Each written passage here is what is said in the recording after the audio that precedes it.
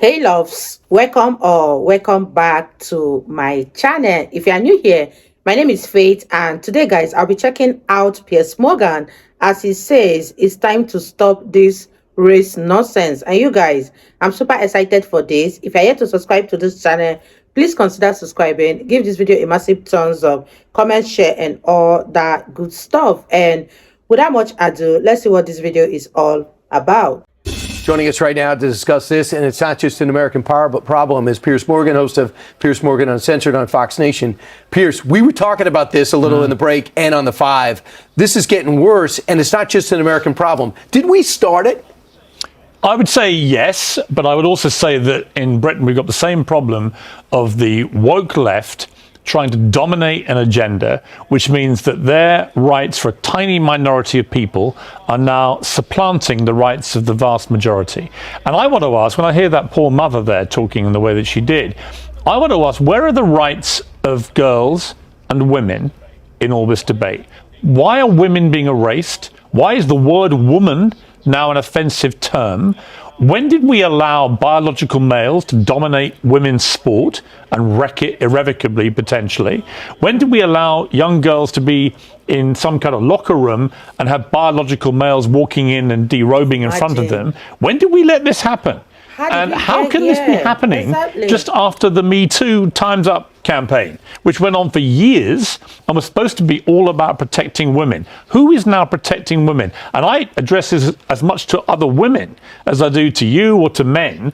We can say as much as we like about this, but so many women have been cowed into silence. They're too afraid to do what that mother did, because if they do put their head over the parapet, they get shot down and called transphobic. Which is nuts. You think it's 1919 or we're living with the Taliban in charge, but it's not. So the administration is not just jumping on the transgender side. They are staying, I don't know, straddling the fence. Listen to what KJP said, talking about this thing, or really not talking about it. Listen.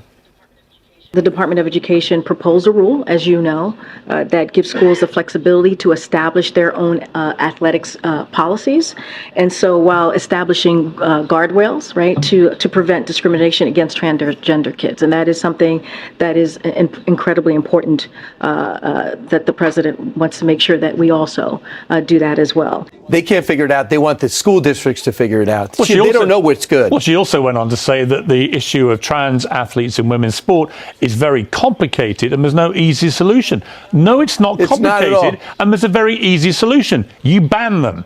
Canada today in cricket, I know your favourite sport, but the Canadian national cricket team has picked their first transgender cricketer. This is a cricketer who, as a male, until 2 years ago, was incredibly unsuccessful, never got anywhere near international competition, will now be representing Canada. What does that mean, Brian? That means that a biological female has been deprived of the chance of playing for her country because a biological male who was nowhere near good enough as a man to compete at that level is now considered an elite sportswoman. It is completely outrageous. If I'm right, track and field got ahead of this, and they said, no, that's not going to happen. Some sports have done it. All sports should do it. And by the way, it's not about being transphobic.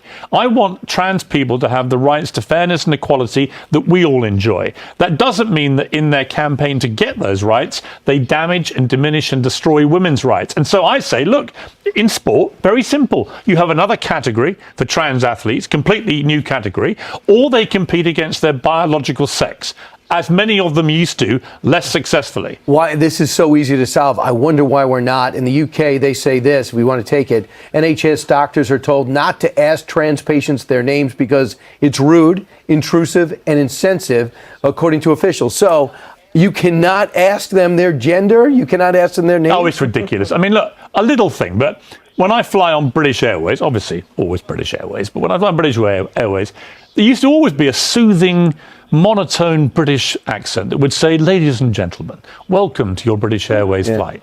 Now they're not allowed to say ladies and gentlemen because there might be somebody who identifies as something else on the plane who might or might not be offended. To which I say, what about my right to be called a gentleman?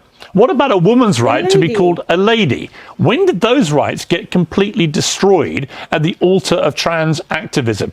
I want their rights to fairness and equality, but I want my right actually to be called a man and a gentleman. I want women to be called women. I want girls to be protected. I want women's sport to be protected. And I think the vast majority of people in America and Britain and other countries agree with me. But California is not only doesn't agree with you, they're suing a district that says, no, we will tell your parents if you're a 12-year-old girl and you want to be a 12-year-old boy, and they're being sued. That's the Chico Unified School District. Well, you've seen this case of an 11-year-old girl who apparently was a little confused at school, and the school said, right, we think that you're secretly wanting to be a boy. We're going to help facilitate that. We're going to allow you to identify as a boy at the school, and we won't tell your parents. The parents sued and have won $100,000. That's how this is going to change. You're going to see a lot of lawsuits because I'm a father of an 11-year-old girl. I've got 3 older sons, but 11-year-old girl that same age. I watched the interview with the mother and daughter on Fox today, I think it was. And what was striking,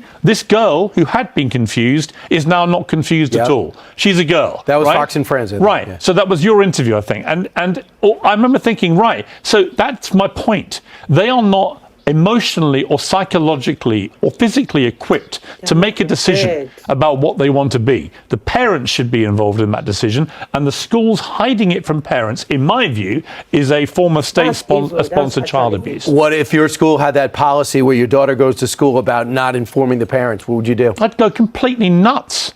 I would identify as a raving lunatic, and I would go in there and I would pull her out and I'd say, she's not coming back here until you stop this woke nonsense.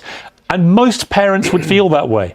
Now, the idea that my daughter could somehow be a boy at school and that was hidden from me as her father, I would find completely outrageous. And I think most parents think that.